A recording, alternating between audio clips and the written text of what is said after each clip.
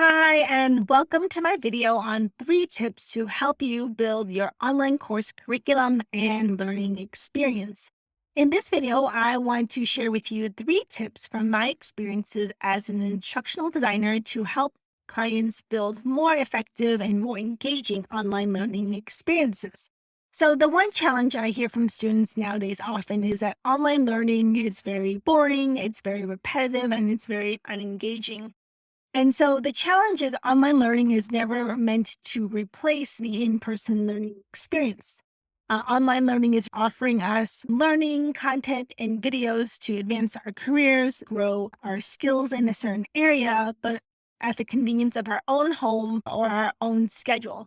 So online learning is very accessible, also sometimes even more affordable than going to an in-person seminar. While they are 2 different experiences, there are ways that we can really enhance online learning, especially if you are new to the world of building curriculum and building training. So let's start with tip number 1 is all about module learning outcomes. So module learning outcomes is a new concept. Often enough, we have heard of learning goals, learning objectives, but outcomes is more specific, it's more precise, and it's also more tangible. The whole point of learning outcomes is very clear and specified so that our students are very aware of what they'll be able to demonstrate and accomplish at the end of a training. Most online learning is really focused on goals and our objectives, which are great because those are areas that students can work towards, but it's also equally as important to really focus on outcomes. Online learning tends to be everywhere. And so students are becoming more selective and more choosier and pickier about the types of online learning that they buy from because their time is limited. And so it's really important to design our learning that meets the needs of our students. When we design our learning and curriculum that really specifies the journey for our students, they're more likely to succeed and have results and buy from you again.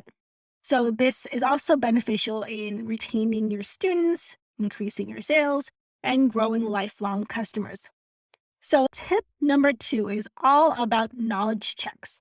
And knowledge checks is not just quizzes. You can think of knowledge checks as also mini assessments or mini checkpoints. Some people like quizzes. We can think of knowledge checks as also questions to guide and ask our students whether they've learned or mastered these concepts that we've talked about in this specific section.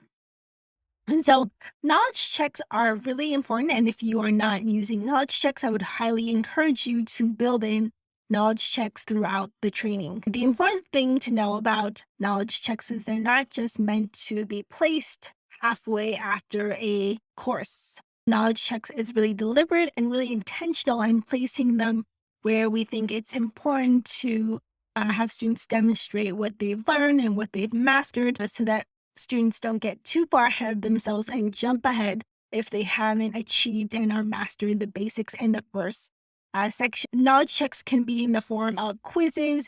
You can ask qualitative questions. What did you learn? Can you summarize what was discussed in the first 3 sections? Those are some examples, and I'll include more examples in the description below so that more of us can access these tips to build more effective online curriculum and courses.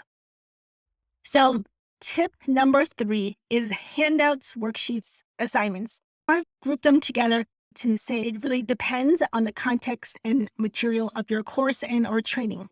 So for example, I am teaching a course on how to write your first Python program. I don't know everything about Python, but I'm teaching a course on how to code in Python.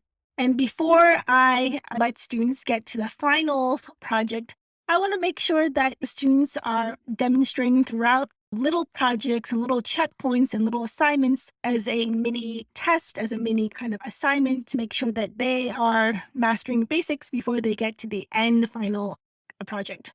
So this is important because oftentimes when we're building these online courses, there's lots of videos, there's lots of assignments, there's lots of information that we're sharing with our students. And when we're sharing a lot of information, we're teaching a lot of information, it is important to supplement the material with assignments, handouts, or worksheets to help students master and achieve the competencies. So it really depends on the course you're teaching. So maybe you're teaching a course on how to write Python programming. You may want to have an assignment that says, write me a project for web scraping, like small web scraping project. The idea is to really make sure our students are regularly demonstrating and getting the basics before they are going to the end final assignment or project. And that's really important in any kind of course or any kind of training to have that kind of supplemental handouts, worksheets, and assignments to make sure that students are mastering and grasping concepts.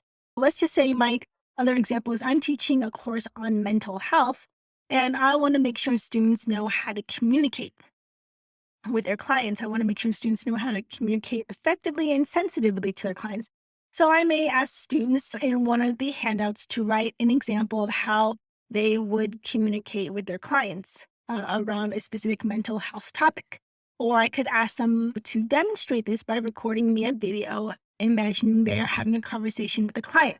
So I'm giving you multiple examples, and there's 10 different ways to do it. And while this video will not be able to address all of the different ways, I hope I can give you some insight as to how you can begin building and designing and enhancing the online curriculum and online learning experience. Thanks for watching.